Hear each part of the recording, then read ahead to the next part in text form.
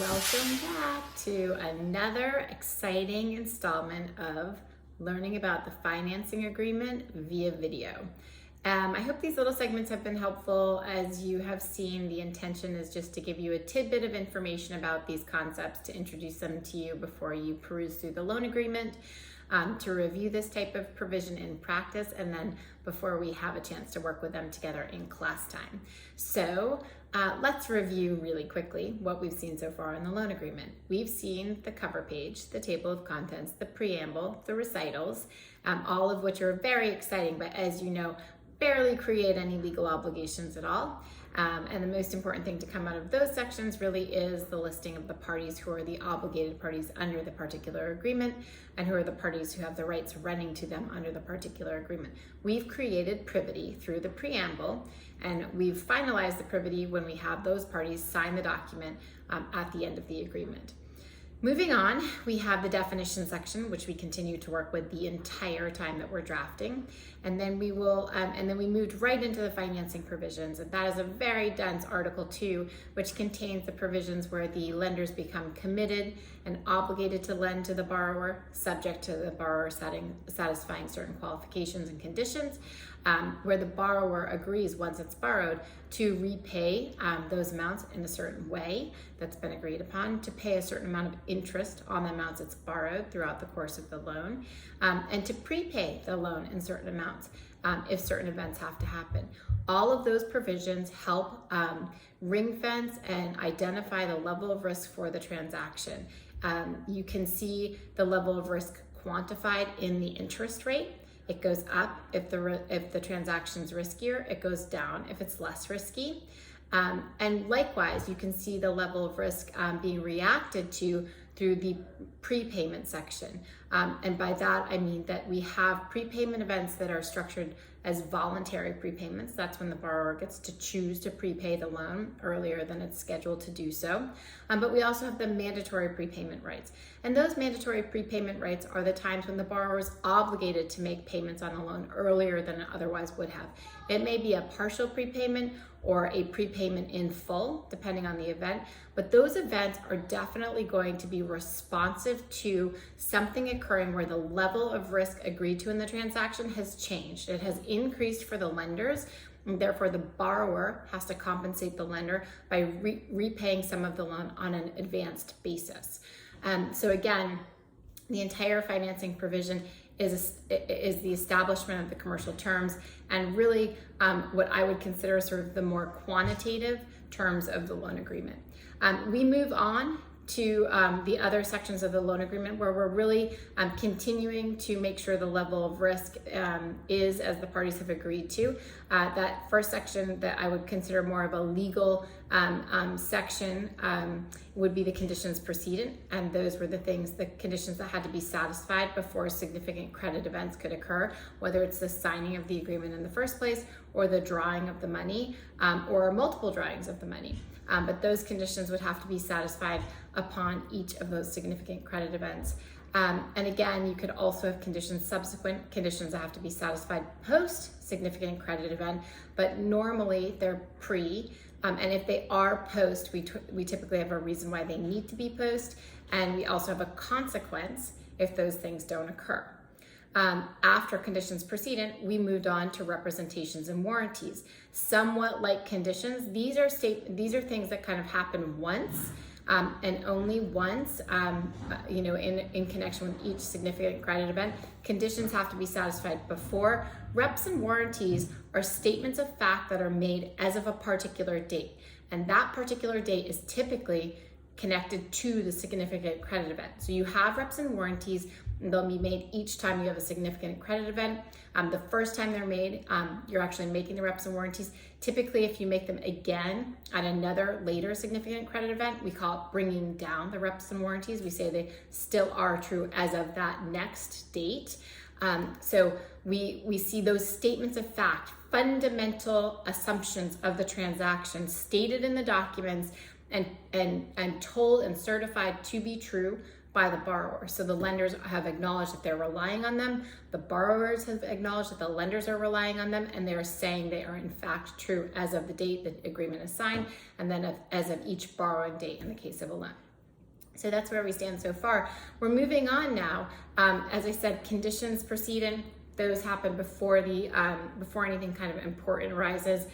Reps and warranties are kind of simultaneously with the rights and the obligations arising, or a new extension of money happening. So that's helpful, really helpful. But like I said, reps and warranties have to be made as of that date. If they happen to no longer be true the next day, after the loan's been made, after the borrower has received all of the money and has started to use it, the lenders don't have any claim to get the money back that next day because the rep and warranty isn't true anymore. In fact, the lenders just have to bear that risk, or do they? So that brings us to our next section, the exciting section of covenants. So we've got our timeline, conditions precedent, reps and warranties. What fills the time period between reps and warranties being made on this credit event and this credit event and this credit event, and then finally when the whole thing is repaid? It's going to be covenants. And covenants are ongoing promises to do or not to do certain things that the borrower is making. You may or may not have run into covenants in your experience so far. I think at the point I was a second or third year in law school, the only covenants I'd really come across were in the context of real property law, when we talked about things like easements. But other than that, I don't think I'd really come across or worked with the concept. So it doesn't surprise me if you're not familiar with it. If you are familiar with it, it's just a little bit out of the game. But again, covenants are promises that the borrower is going to make. What promises do they have to make? That will depend on the obligations, but you're going to get a chance to take a walk through. There are typically three categories of covenants. Those that we refer to as affirmative covenants, which might also be referred to as operational covenants, those that are referred to as negative covenants, and then finally financial covenants. As it may suggest, affirmative or operational covenants are promises to do a certain thing or to behave a certain way for the borrower. Negative covenants are restrictions on what the borrower is allowed to do. And then finally, financial covenants are a little bit different because rather than mandating a certain type of behavior, they're really tracking certain financial metrics, and they serve as an indicator to the lenders if something seems to be going awry. What would happen if a covenant wasn't true? It really depends on the covenant, and we'll get to that in just a second. But just to rest for a second on financial covenants, this is the type of thing that we might draft where if we're concerned that the borrower have continued financial wherewithal to service the debt, we may monitor certain financial metrics. We might take a look at their tangible net worth over a certain period of time and have them kind of update us from time to time and make sure it maintains a certain level. We might look at their debt service coverage ratio, meaning how much debt they have to service and what that cost is, things like interest, principal, et cetera, that they have to pay. As compared to the income that they're making, to make sure that they have more than enough income to cover that debt service. Because if they don't, that makes us nervous that we're never going to get it back. It sounds like we certainly wouldn't be getting it back on a timely basis, and so we wonder what's going to happen next. So there are a number of different financial covenants, but again, it's not about restricting their behavior so much as more about looking for red flags. What to do about a covenant that has been violated. These are typically events of default. Now, not all covenants are created equal. Some talk about a behavior that's more critical, more fundamental than other behaviors. And if that's the case, we typically have an event of default occur pretty quickly, either immediately upon their non-performance of the covenant, or within a couple of days. We may not have any cure period or grace period associated with it because it's so fundamental. And an example would be in an asset financing, if that asset is supposed to be insured and the insurance isn't there, that's an immediate event of default, because if you allow for that asset to go uninsured for even a day, and that's the day that it gets severely damaged or destroyed, there will be no financial coverage. And your asset that you've loaned against and you have there as your extra security, as your collateral to cover unpaid debt, has suddenly poof, disappeared into thin air. So there will be certain covenants that are so critical to the value of the deal that you will not allow for any cure or grace period, and it will be an immediate event of default under the document. So there are some covenants, however, that are still very important, but some leeway can be given for when they're cured or a grace period before an event of default is caused under the loan. Now, what are events of default? Don't worry, we're going to get to that section soon enough. And I think you can probably infer a little bit what exactly it is, but it should suffice for now to know that covenants do trigger events of default typically.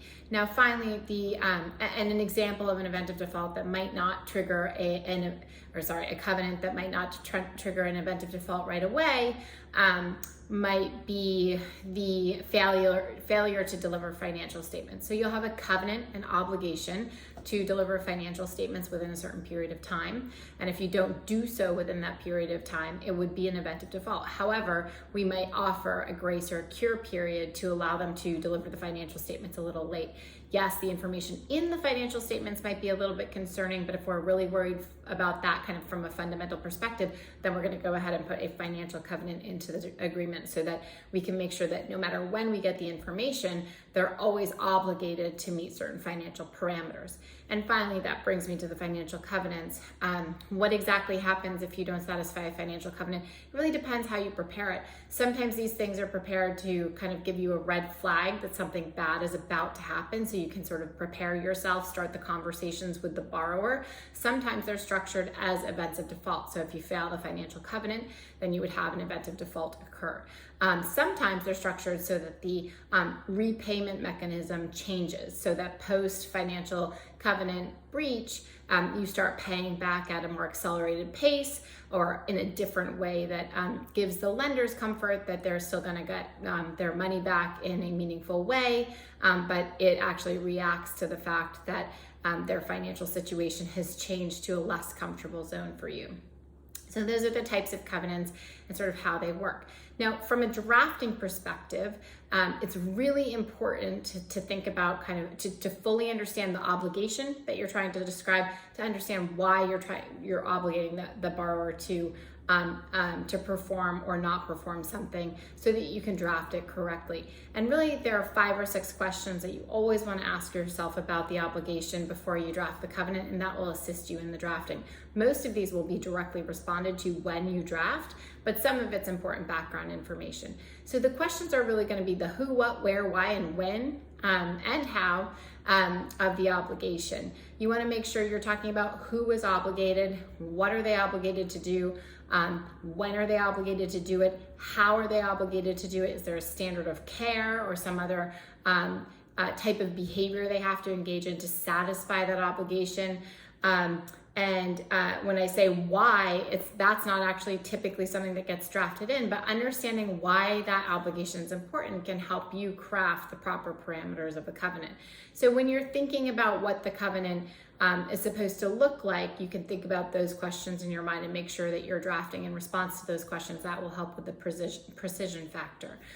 So as you're reviewing covenants throughout your reading, take a look at them, think about what type of covenant is this? Is it affirmative or operational? Is it negative? Is it a financial covenant? That will help you understand the requirement, and then think about exactly what's being required of the borrower. What would they have to do to satisfy this, or what would cause a failure by the borrower to satisfy this covenant? So that's covenants in a nutshell. We'll dig in deeper to this in class next time. And in the meantime, please take a perusal through the 2 precedents at all the covenants and prepare yourself for an exciting, invigorating discussion about covenants in class. Thanks. See you soon.